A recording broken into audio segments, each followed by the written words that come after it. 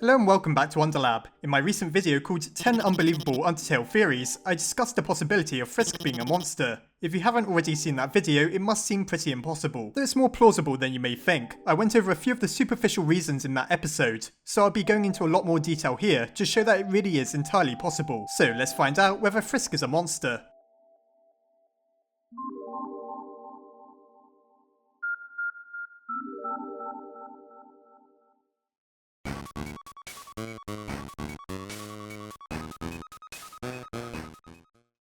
Let's start with the basics. One of the biggest mysteries within Undertale is the character Frisk. The meaning of their appearance has been debated for quite some time. Frisk doesn't even seem to have a gender, and calling them either male or female tends to result in a lot of people getting angry at you over pretty much nothing. Why does Frisk look so strange? Why is their skin an unrealistic shade of yellow? Well, I've always felt that the most likely answer is because Toby wanted Frisk to be like a blank slate for players to imprint themselves upon. Because Frisk appears to be a human but has no defining characteristics, anyone can feel as if the character is in some way an extension of themselves. However, could there be an entirely new possibility that we've not considered? Is Frisk secretly a monster? After all, there's one character a lot like us within Undertale, and that's Monster Kid. We can't determine the gender of Monster Kid, and like Frisk, their skin is a bright yellow. In fact, Frisk seems to take a lot more after Monster Kid than they do Chara, or Kara, who we know for a fact is human. That's because Azrael absorbed their soul and was able to pass through the barrier, which surely wouldn't be possible if Chara was also secretly a monster. So Frisk looks nothing like a human, but they do share similarities with a particular species of monster. That doesn't really confirm anything though, as Frisk doesn't have spines like Monster Kid, and they still have their arms intact. The next big thing that would surely derail this theory is the colour of our soul. When battling an enemy, we clearly see that it's red. All monster souls are white and upside down. However, did you ever consider this? During the fights, we see the name of the fallen human in the bottom left rather than Frisk. As we know, Chara's soul is red. Is this really our soul then? Are we in fact playing as Chara as a result of them somehow merging with Frisk? I've been over this idea in many different variations in the past, so I won't dwell on it for long, but I feel it's important to mention that the red soul might not even be our own. As we know, monster souls can merge with human souls, so who says that Frisk isn't a monster who found their soul somehow merged with Chara's after Azrael's death? But then surely the fact that we have determination cancels out everything I've said so far. Even Azrael didn't really possess any after he fused his soul with Chara's. Well, once again, there's plenty of explanations. How determination works is never really explained within Undertale, but we do know what it can allow you to do. One of the most important things is the ability to keep fighting on past death. Undyne the Undying shows us that she has determination by surviving a killing blow on the genocide path, so therefore, monsters are clearly able to retain some level of determination without turning into a gooey mess like the Amalgamates did. And once more, who knows how determination works? If Chara's soul really is merged with ours,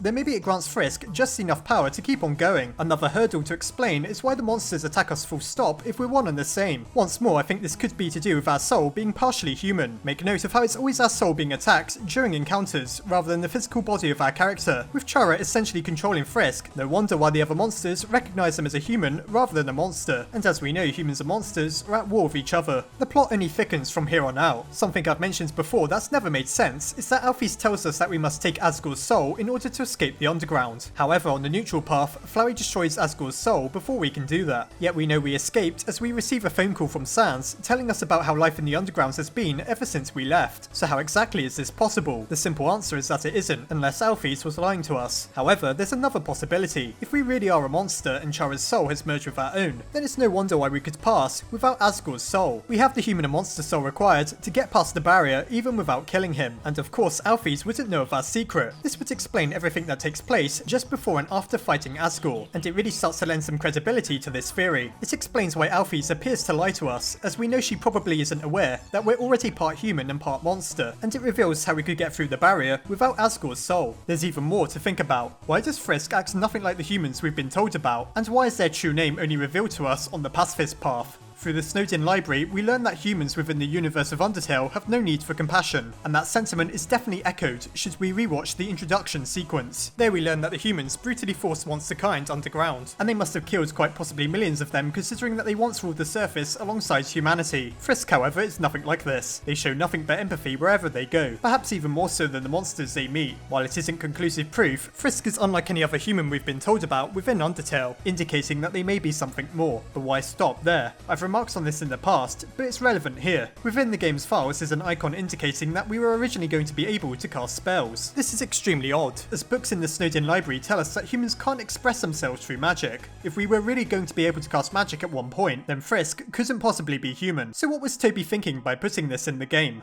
Now, true enough, it was removed, so it doesn't necessarily prove anything. Still, there would have been no doubting that Frisk is a monster had he left the ability to use spells in the game. This could very well be why he removed it in the first place, to add some ambiguity to the mystery. Whatever the case, it's certainly worth thinking about. Even if Frisk isn't a monster in the current version of Undertale, it's quite possible that Toby once planned for the child to be one. You may think it's impossible for Frisk to in any way resemble a human if they really are a monster, but if we stick with the idea that we possess Chara's soul, then anything is possible. Remember how Flurry transforms with the power of 6 and 7 souls respectively. We could take any appearance necessary, and as Chara may very well be the dominant of the two souls cooperating, it's no surprise that they would choose to resemble a human. When Azura and Chara merged, he was able to resist Chara's influence. In the case of Frisk, perhaps the young monster isn't quite so resilient, but who really is Chara? Perhaps it's us, the player. After all, Chara is simply short for character, but perhaps I'm getting a little derailed here. I feel there's quite a lot of evidence to support the idea of Frisk being a monster, but you may be wondering what exactly is the point. Why should Frisk be a monster if it has no bearing on the story? Well, it could somewhat type Chara's story if we assume their soul went to possess a monster. Who knows what their intentions were? If we're to assume anything from the genocide path, it was done in the hopes of killing every monster alive in order to bring back Chara from beyond the grave. At the same time, that clearly isn't what Frisk wants, at least not if we go on the pacifist route. Does this demonstrate Frisk resisting Chara then, or did Chara simply have a change in mind? It seems like it all depends on the player. The game seems to treat us as if we are Chara, and that's surely why Frisk's true name is only revealed to us on the pacifist path, because truthfully Frisk only acts like Frisk should we spare every monster we can. So let's look at this theory as a whole. There's a reason for it, and there's lots of evidence to suggest that Frisk really is a monster. If I kept on digging, I'm sure I could find even more. It's interesting to note how at the end of the genocide path, Asgore asks what sort of monster we are, as if he can't even tell that we're human. It isn't clear whether this ties into the theory at all, but it may imply that the borders between humans and monsters starts to break down towards the end of that path. Either way, if we assume that Chara's soul did merge with Frisk, then there's no reason why Frisk couldn't be a monster. The human soul within them would explain why they're so powerful, and it makes it believable that Frisk is stronger than any single human or monster. You may be tempted to argue that Frisk and Chara's souls could have merged even if they were both human, but that doesn't seem to be possible according to the lore of the game. Frisk certainly doesn't look like any human I've ever seen, but who can say for sure? Either way, there seems to be a very interesting possibility that could explain all manner of things if it really is true. Of course, I guess it's always possible that Frisk was once a banana before merging with a human soul.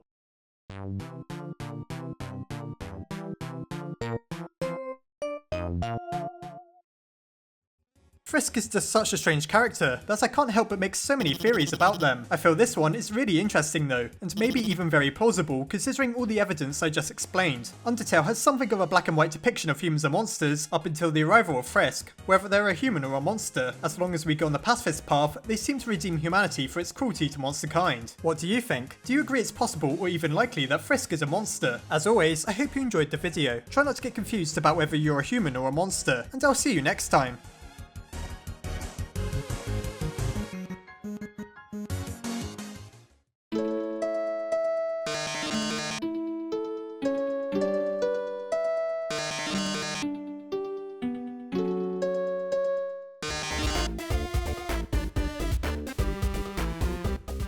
before I go, I'd just like to say a massive thank you to my patrons. My head scientists, Asgore Shi, Cameron Vigil, Kay Jensen, Sophronius, Zoada Vionta, and Isidro54321. And my Underlab scientists, Crystal Sleet, Nicholas Dux, Armin Arlett, Marisa Ray, Corey Kidwell, Yusho Crony, Sarah Wydra, and Emily Gatewood. Thanks to all the names you see here, this channel is able to keep going. If you enjoyed this video, please consider checking out the Patreon link below, as well as the video that explains why I'd so massively appreciate your contribution.